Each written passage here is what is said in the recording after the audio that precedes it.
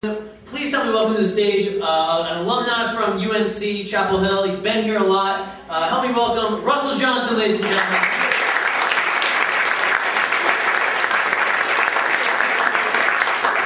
Hello everyone, my name is Russell, and I'm from Massachusetts.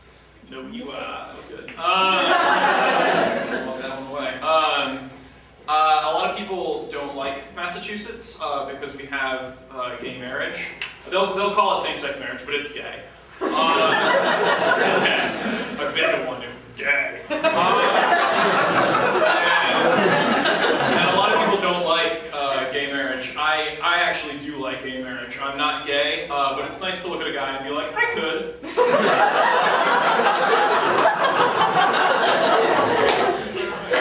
I've been using those Crest white strips to whiten my teeth. It's a very uncanny feeling. It's like when you were a kid and like you didn't know what gum was, so you put like the wrapper in your mouth first, and your mom was like, "No, you idiot." But my favorite thing about the Crest white strips is if you look on the box, it has the instructions for how to do it, and on the bottom of the instructions it says, "Do not use white strips while smoking cigarettes." Which invites the question. I wonder if somebody, I'm sure it has to have happened, someone's just like, let's see him fight it out. I'll have a frappuccino.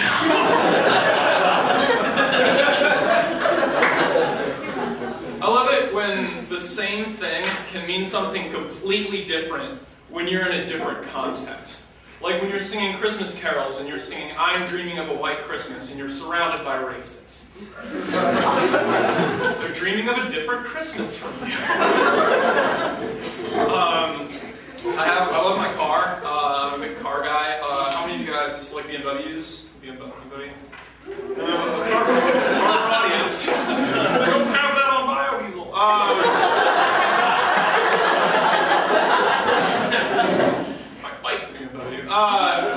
I think they're fantastic. I think a BMW is a fantastic machine. The design is terrific. It's aerodynamic. It's well engineered.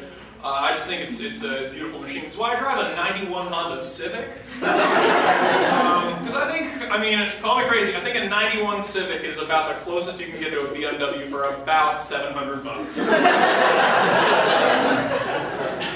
I do love my car though.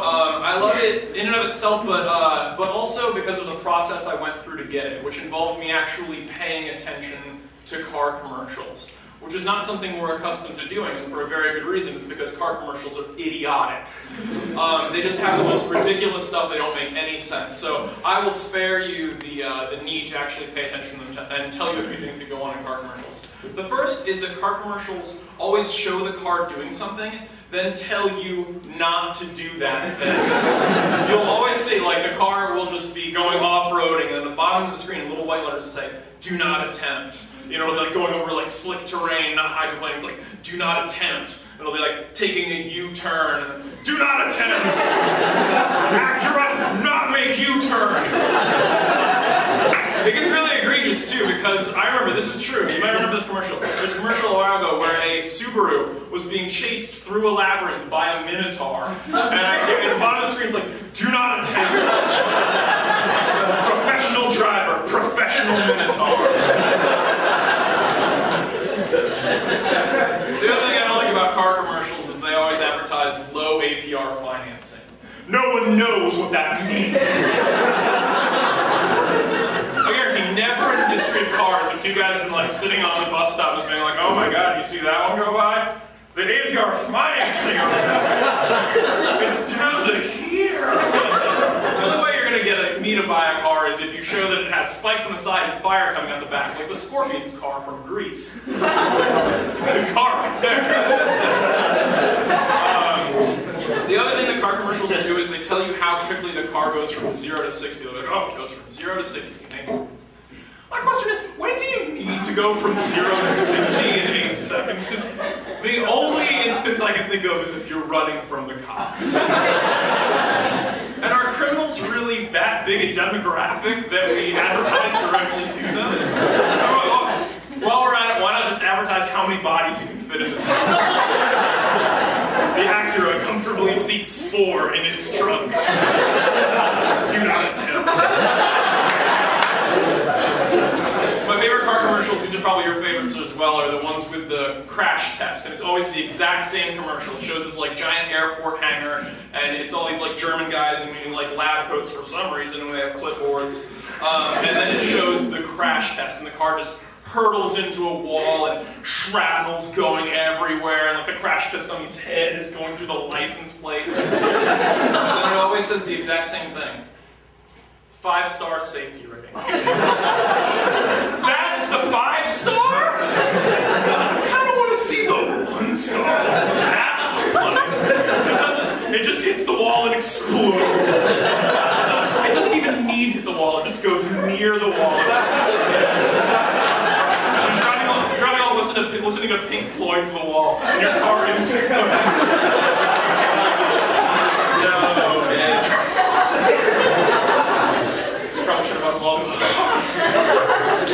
I'm going to end on this. I want to tell you guys a story about Cody, because he's the reason I'm here. I've been doing stand-up with Cody Hughes for 4 years now.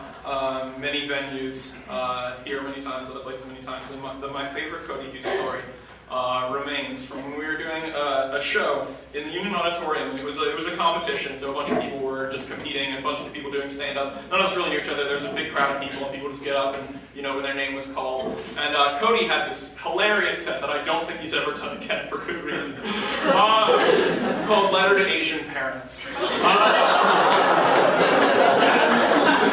And I don't remember the entirety of the set. I remember it begins with him opening a letter on stage and saying, "Hello."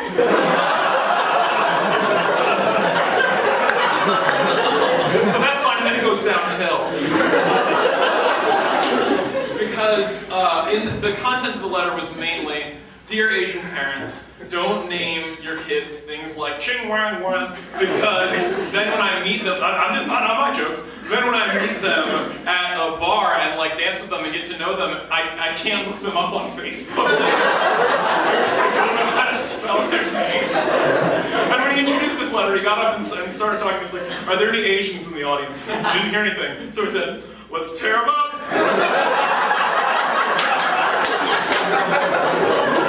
So that was hilarious. And then Cody sits down, everyone's laughing, we're all clapping, and the host gets up and he's like, "Okay, we've got another comedian coming up. Welcome, Ching Ching Shack."